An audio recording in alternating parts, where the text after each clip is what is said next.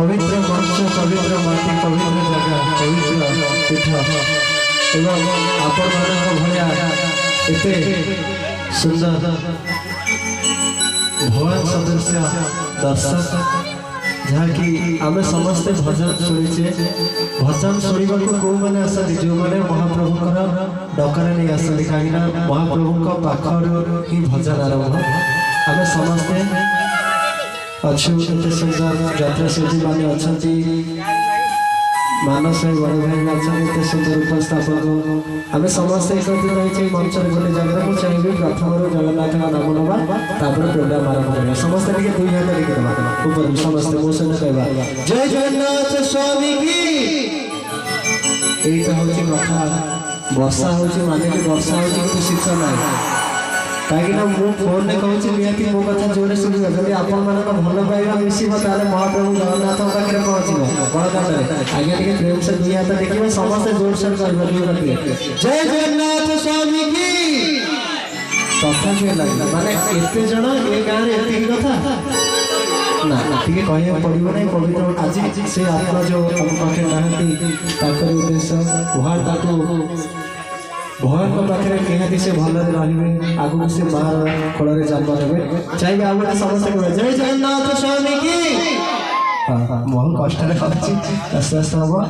प्रथम माँ का गोटे सुंदर कहीं 10 मास 10 दिन गर्भ रखी आमको से माँ को जन्म दिए सुंदर भजन आपको गाई शुणी आशा कर भल लगे